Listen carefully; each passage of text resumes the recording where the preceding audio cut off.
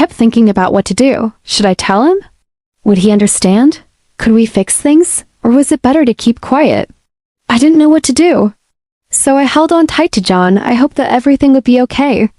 But deep down I knew it wouldn't be easy. I told him everything. I told him about the kisses. I told him about Alex. I was scared when I told him. He was right. I was glad Alex left. I didn't want him around anymore. Of course, it will take time to fix what happened, but I'm sure we will be okay. First, don't keep secrets. Secrets are like rocks in your backpack. They're heavy. It's better to share your problems with someone you trust. I know this must be very difficult for you, but I hope you can find it in your heart to forgive me. I know this must be very difficult for you, but I hope you can find it in your heart to forgive me. Don't bottle things up inside. If you have a problem, talk to someone. If you liked it, please give it a thumbs up. And if you want to hear more stories, stay tuned. It could be a friend, a family member, a therapist, or a religious leader. Someone to talk to can really help. Second, don't blame yourself. Mistakes happen. We all make them. The important thing is not to give up on yourself. Everyone makes mistakes. What matters is that you learn from them and try to do better next time. Be kind to yourself. Third, remember that you're not alone. Many people go through difficult times. Many people make mistakes. You may feel like no one understands, but that's not true. There are people who care about you and want to help. Reach out to them, talk to them, ask for help. People who really care about you will be there for you. John is a good man. He is a good father, and I love him. I've learned that sometimes people make mistakes. It doesn't mean they're bad people. Sometimes we all make choices we regret. The important thing is to learn from those choices. And that's what I'm trying to do. I knew it was the best thing to do, but I couldn't help feeling bad for him. I knew it wasn't his fault. He didn't force me to kiss him. We both did that, but I knew that John was right. Alex had to leave. We needed to fix our marriage. We needed to talk. We needed to go to couples therapy. His face got hard. He didn't say anything. He just listened. When I finished, he stood up. He left the room. I was crying. I didn't know what to do. Then he came back. He sat down. He took my hands. He looked at me. I know this isn't what you wanted to hear, but I hope you can find it in your heart to forgive me. I love you. I know I made a mistake, but I hope you can find it in your heart to forgive me. I love you. I don't know what to say, he said. I'm sorry, I said. I'm so sorry, John. It's not your fault, he said. I should have seen this coming. You weren't happy. I didn't see it. I love you, John, I said. I know, he said. I love you too. We stayed quiet for a moment. Then he said, let's fix this. I hugged him. I cried. I love you, I said. I love you, he said. One day I decided to talk to Alex. I needed to make a change. I couldn't keep living like this. I couldn't keep my secret. It was too much for me. So I called Alex. I asked him to come to the kitchen. I knew it would be hard to say what I wanted to say, but I had to try.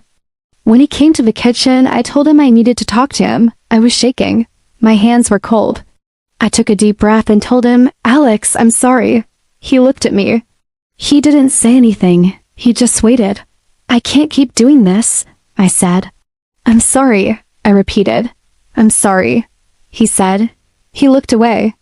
Why are you apologizing? He asked. We both made a mistake, he said.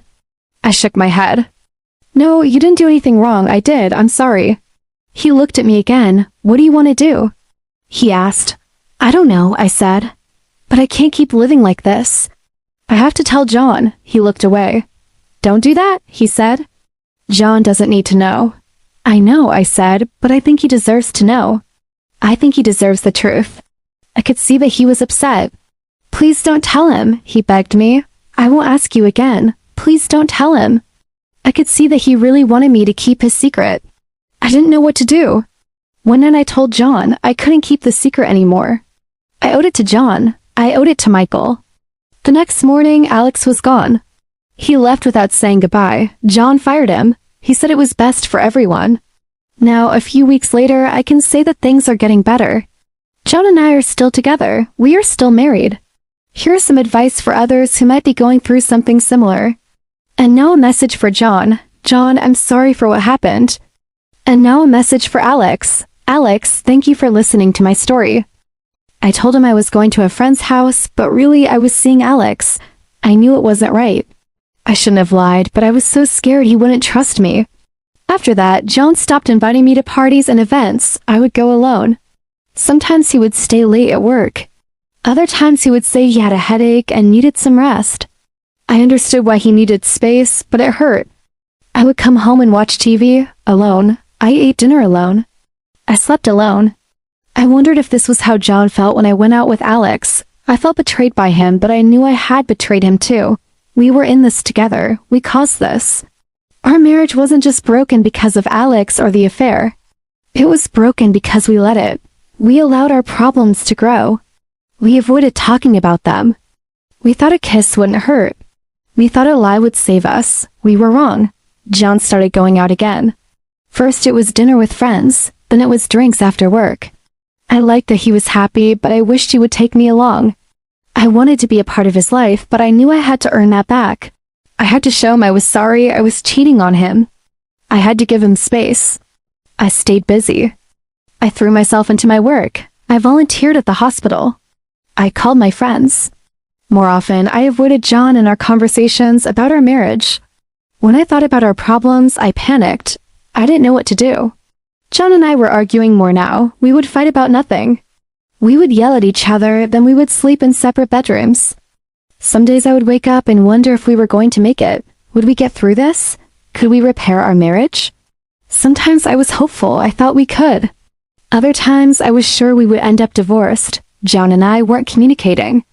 We were both holding on to our pain and our pride. But one day something happened that made us stop. Michael fell. He was playing with some friends and fell off the monkey bars. I rushed to the hospital. John was there soon after. We held Michael's hands as he slept. He had a bandage on his head and scratches all over his arms. I cried, not because of his injuries, but because of my marriage. Looking at John, I realized we had to change something. We had to put aside our problems and our pride for Michael. We had to be a team. We had to try harder. When Michael woke up, John and I were sitting beside his bed. He opened his eyes and smiled. "Mom, Dad, are you here?" "Yes, honey," I said. "You fell." "Are you okay?" He nodded. "I'll be fine." "Can I have some juice, please, Mom?" "Sure. John, can you go get him some juice from the vending machine?" "Sure." We both got up and walked out of the room. I looked at John. We didn't speak. We just looked at each other. I could see the hurt in his eyes, the pain, the disappointment. And I knew that he blamed me. I deserved it. I had hurt him, but I also loved him. I knew I had to say something. I didn't know what, but I had to do something. So I took a deep breath and I said, "I'm sorry." He looked at me surprised. Then he looked away. "I know you are," he said softly. We didn't say anything else. We got Michael some juice and then we went home. That night we talked. We sat down after Michael was asleep and we finally talked about our marriage. We talked about our needs, our wants, and our feelings. It wasn't an easy conversation, but it was a good start. We talked every night that week. We didn't solve our problems, but we started to see things from each other's point of view. We started to understand each other. We started to forgive each other. It was slow, very slow, but we were making progress. We didn't know what the future would bring, but we were ready to face it together. We were a team. We were husband and wife. If I was on my phone, he would look at me differently. I couldn't blame him.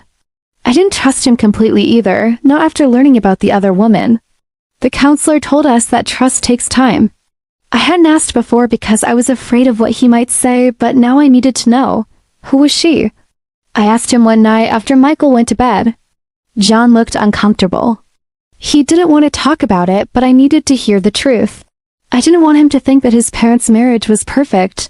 I see the man who I fell in love with. I see my best friend, my lover, my husband. Sometimes when I'm angry, I forget about all the progress we've made. I get angry at John for what he did. But then I remember why I married him in the first place. He's kind, funny, smart, and handsome. Most of all, he loves me, and I love him. If I could go back in time, I wouldn't change a thing. I know that we will be together forever. I wanted him to know that it's okay for couples to argue, as long as they can fix it. And John and I fixed it. We went to counseling, we talked, we made new rules. We also learned how to control our anger. When we argued, we didn't scream or yell. We didn't fight in front of Michael. We took time to calm down and then we talked about our feelings. Her name is Lisa, he said. She works at my office. I felt a pain in my chest when he said her name. I didn't want to know anymore, but I had to ask, do you still see her? No, John said quickly. It ended before you told me about Alex. That made me feel a little better, but it still hurt. John had been seeing someone else while I was at home, taking care of Michael, thinking everything was fine. It wasn't fair. But then again, I had done the same thing. She told us we had to be patient. I wanted things to go back to normal, but I knew it would take time. I don't want to lose you. I love you too, I said. And I meant it. We both had made mistakes, but we both wanted to fix things. Months passed, and things slowly improved. John and I started to trust each other again. We talked more, spent more time together, and made sure we didn't hide anything. We also made new rules for our relationship. Every day I worked hard to show John that I was sorry, that I loved him, and that I wanted to make things right. John did the same. He started coming home earlier from work. We had dinner together as a family more often. We spent weekends doing things together, like going to the park with Michael or watching movies at home. It wasn't easy, but we were trying. One day I asked John about the woman he had been seeing. We sat in silence for a while, then John spoke again. I'm sorry, Sarah, I made a mistake. I love you. No more secrets, John said one day while we were having lunch together. I knew what he meant. We had both kept secrets from each other, and those secrets had hurt us in our marriage. We had to be honest with each other if we wanted to have a healthy relationship. I agree, I said. Honesty is the most important thing. Our marriage was like a garden. If you don't water it, it will die. If you don't take care of it, it will fall apart. But if you love it, if you work hard, it will grow and be beautiful. John and I knew that our marriage wouldn't be easy, but we were willing to put in the work. We had each other and Michael. We also had hope for a better future. I never told Michael about the affair. I didn't want my son to know about the other woman. Now, when I look at John, I don't see the man who had an affair. My husband John and I were high school sweethearts. We got married right after graduation and everything was great until we had our son Michael. After that, things started to fall apart. We couldn't communicate anymore. We barely talked. It was from a woman named Alex. At first, I tried to ignore it. I told myself it wasn't my business. But curiosity got the best of me and I started reading their messages. They were lovers. They had been seeing each other for months. I felt betrayed and angry. I confronted John and he admitted everything. He was sorry, he said, but it meant nothing to him. He didn't love Alex. He only did that once. I couldn't believe him. How could I trust him again? I felt like a single mom most of the time. He apologized for everything he had done, for the affair, for the distance. We talked about our problems, our feelings, our needs. It was hard, very hard. There were times I wanted to give up, times I thought John would never change. But I held on. For Michael, for us, I had to believe in us. He promised to never hurt me again. I believed him. I could see the sincerity in his eyes. Not every day is easy, but we work at it. We talk to each other, we help each other, and we never keep secrets anymore. I had no idea what John was doing. And he seemed to resent me for everything. I wonder where she is, how she's doing. But I pushed those thoughts away. John and I have something special, something worth fighting for. He's my best friend, my lover, and the father of my son. I don't know what the future holds, but I'm not afraid. As long as we have each other, we can face anything. He was kind, caring, and patient. He understood what I was going through. We're not proud of the mistakes we made in the past, but we're grateful for the strength they gave us. We're a team now, and we're ready to take on the world. We started dating and it felt good to be loved again. I was still healing from my marriage, but David helped me move forward. One day I found a message on John's phone. We tried counseling, but it didn't help. He told me he had been to therapy and realized a lot of things. He was ready to try again, he said, to save our marriage. He knew it wouldn't be easy, but he was willing to work for it. We just kept fighting, so we decided to take a break. We both needed time to think things through. I moved into a small apartment and John moved in with his parents. I was devastated, but I knew it was the best decision. I had to focus on myself and my son. I couldn't keep living like that. A few months later, I met a man named David. Meanwhile, John was struggling. He lost his job and his relationship with Alex fell apart. He called me crying, begging for a second chance, but I couldn't take him back. I had moved on. I didn't love him anymore. I was sorry for him, but I couldn't help him. A year after our separation, John called me again. His voice was different. This time, he sounded calm and confident. At first, I was skeptical. Could he really change? Was he being sincere? But then I thought about Michael. He deserved a chance to have a happy family. I missed John in a way. I missed the man he used to be, so I agreed to meet him for coffee. When we met, I saw a different person. He was more mature and more understanding. We started going to couples therapy together. Now, 5 years after all that, I can say we're happy. I'll be honest, I sometimes still think about Alex. Our marriage isn't perfect, but it's real. And that's what matters.